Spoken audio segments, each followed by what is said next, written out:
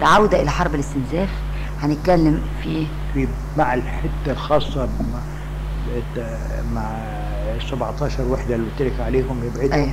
معاها موضوع توحيد القياده في مصر. في التوقيت يعني هي بدايه حرب الاستنزاف، بدايه القوات المسلحه. حتى معركه 67 كانت موجوده مقسمه الى أفرع رئيسية. العلاقة بينها كانت علاقات دبلوماسية شكلية فقط. القوات البحرية قوة منفصلة عن القوات الجوية، منفصلة عن القوات البرية، منفصلة عن القوات الخاصة.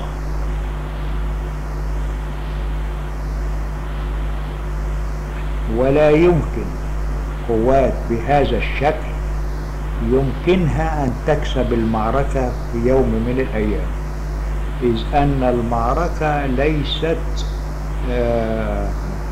لا تكسب بسلاح واحد فقط، إنما هي تكسب وتنجح بعمليات أسلحة مشتركة. الأسلحة المشتركة تستوجب قيادة موحدة لجميع أفرع القوات المسلحة. الانعكاس هذا الانفصال ينعكس على تخطيط العمليات وإدارة المعركة. كان المشير عبد الحكيم عامر هو قائد عام القوات المسلحة، علشان القوات البرية مثلا كفرقة عاوزة تنسق عملية ما بمعاونة القوات البحرية ومعاونة القوات الجوية، كان بيستلزم الأمر أن المشير عبد الحكيم عامر يصدر أمر خاص إلى القوات البرية أو الجوية والبحرية، يبقوا يتعاونوا في العملية الفلانية مع القوات البرية.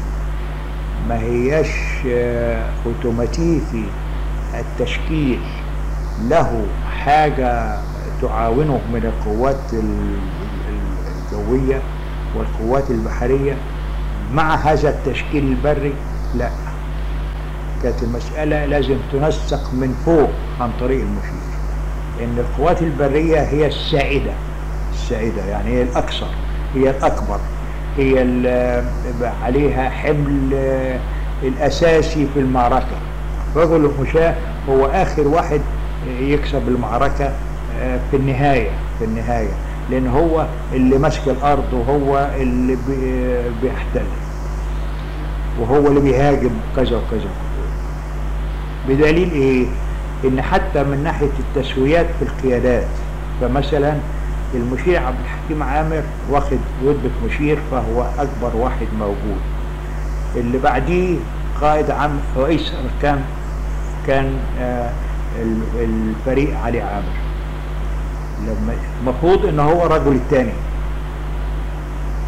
تيجي للقوات البحرية تجري الفريق سليمان عزت أقدم من رئيس الأركان، تلاقي الفريق محمود صبحي أقدم من رئيس الأركان.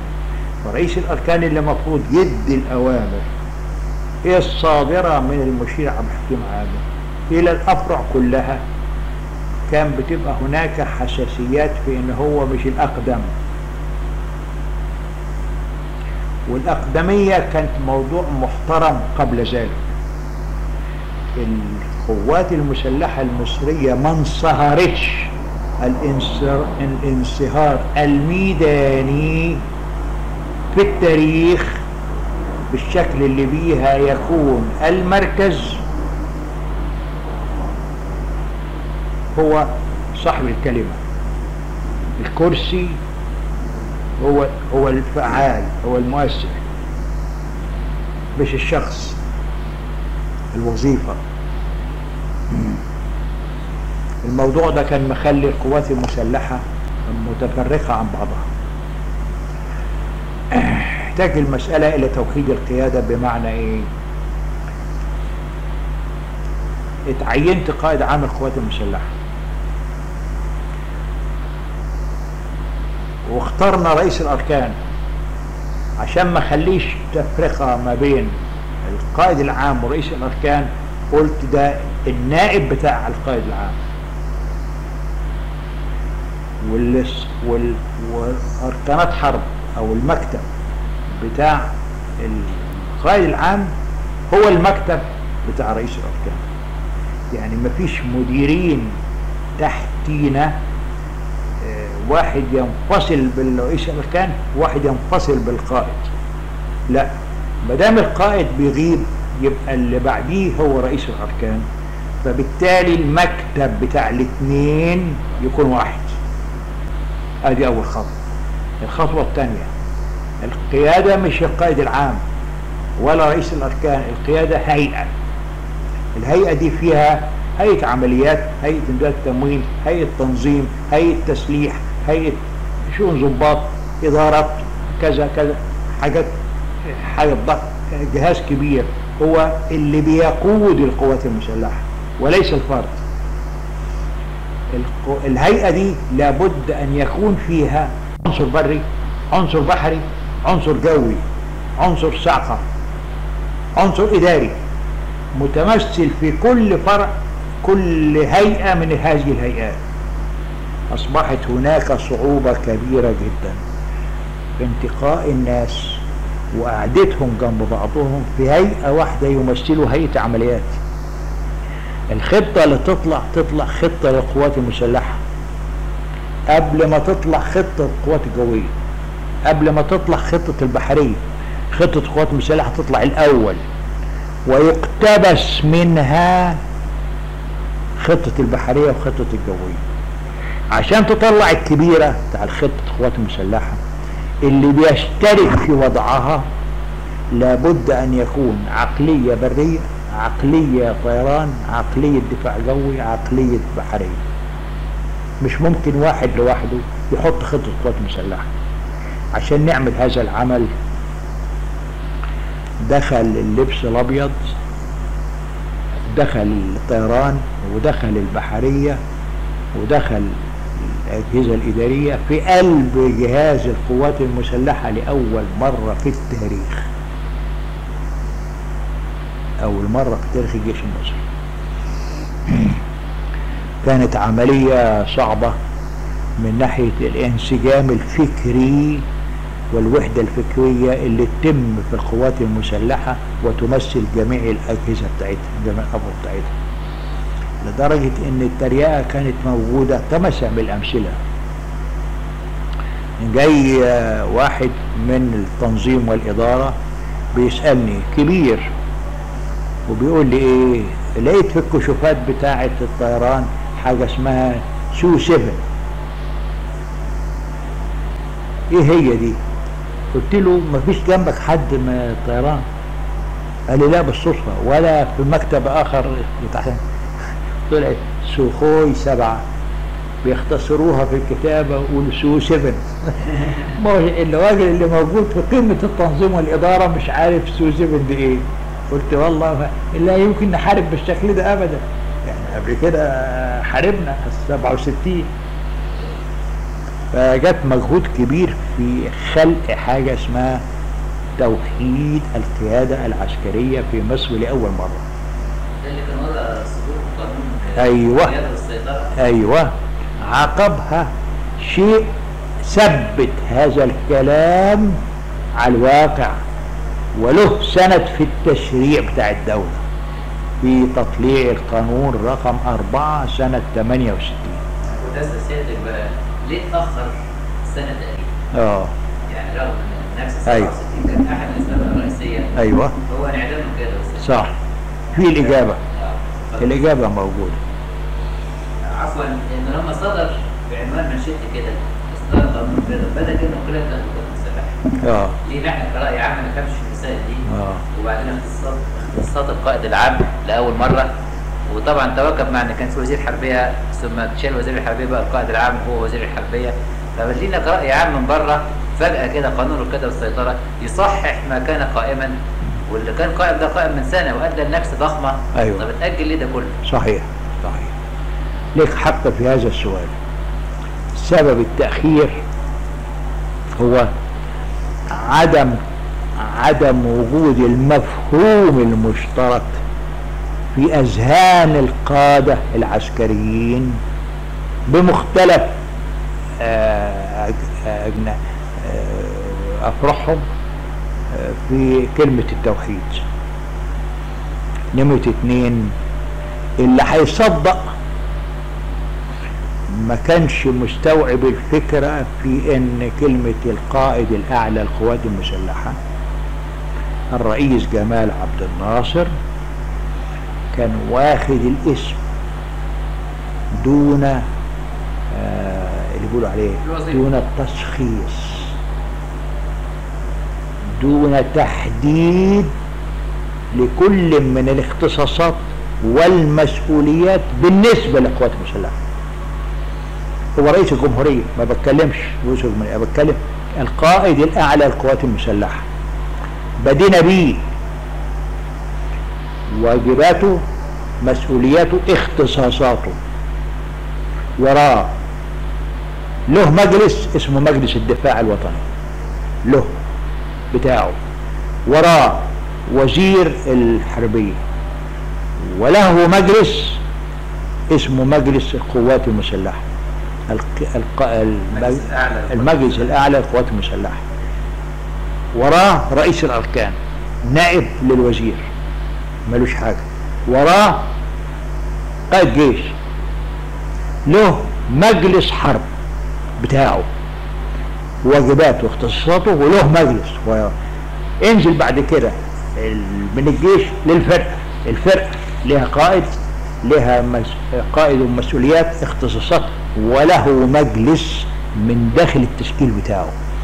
اذا هناك عقلية جديدة بتقول ان الفرد لا يحكم بنفسه، وانه بجانبه بورد للاستشارة وعدم وجود اخطاء في القرارات المصيرية التي تهم القوات المسلحة والدولة. عشان تستوعب هذا الكلام انا الوعي اللي موجود عندي ما يتعداش ان انا اطلعت على قوانين الحرب والسلام اليوغوسلافية، جابها لي الرئيس جمال عبد الناصر وكلف فريد جابها، وانا جبت بتاع الهند وجبنا بتاع الاتحاد السوفيتي. من الثلاثة طلعنا بقوانين الحرب والسلام لمصر لأول مرة. طلع ان الالتزام موجود في ان لابد من سند تشريعي يخدم هذا الموضوع. فاضطرينا لمجلس الأمة في انه يصدق على هذا القانون. الله، دي المسألة جد. فوجئ الرئيس جمال عبد الناصر، وانا بقول فوجئ ليه؟ لانه خد المشروع وقعدوا عنده 7 ايام، وانا تتبعت الورق بتاعي اللي وديته له، منقول من ال3 دول، ولكن هو واخد الصبغة المصرية. علم علامة اول يوم على اختصاصاته هو واختصاصات الوزير، وفي اليوم الثاني بقلم اخر علم على ال4، وفي اليوم الثالث وفي اليوم الرابع وفي اليوم علامات يا هدى 7 ايام ورا بعضهم. انا طلعت باستنتاج الرئيس عبد الناصر نتيجة المفاهيم اللي كان بياخدها من القوات المسلحة عبد الحكيم عامر لوحده، كانت مدية فكرة غير سليمة عن الأصول الواجب اتباعها بالنسبة للقوات المسلحة، ولأول مرة يفاجأ بهذا العمل. وعشان كده أخذ منه جهد ال7 ايام دول عشان يرجحهولي تاني ويقول لي طلعوا بواسطة مجلس الأمة. هي تشريع، هي عمل ايه بالنسبة لنا احنا؟ حطوا الأمور في نصابها وحدد المسؤوليات والاختصاصات لكل قائد بما فيهم القائد الأعلى للقوات المسلحة. 2 حقق التوازن بين السلطات والمسؤوليات، بقدر ما الشخص عليه مسؤوليات بتجانبه في الكفة الثانية اختصاصات ومسؤوليات لغاية الفرقة. احنا الحقيقة خلصنا القانون رقم 4، وصلنا القائد الأعلى والوزير ورئيس الأركان، ويدوبك جبنا قائد الجيش، وما نزلناش بعد كده. أنا ما نزلتش وقلت إن ما دام الرأس الكبيرة اتثبتت يبقى الباقي ده سهل. في حاجات أنا معترف بإن أنا حطيتها في النوتة وقلت بعد المعركة نبقى نصلحها، اللي هي تخص الدولة كتنظيم، من ضمنها استكمال المشروع رقم 4. أخذ جدل كتير بعد كده وما اقتنعش بيه الرئيس أنور السادات، وغير فيه بعض بنود أنا ما استوعبتهاش، ولكن بالذات أعرف إن أنا كنت حاطط للقائد العام مثلا اللي هو أنا 4 سنوات خدمة، اتقاء للدرس اللي طلعنا بيه من القوات المسلحة القديمة السابقة، إن المشير عبد الحكيم عامر قعد 14 سنة. الشغلانة دي قلنا عليها نهاريها عششة في قلب المحل بتاعه، وأنا أول واحد طبق عليا.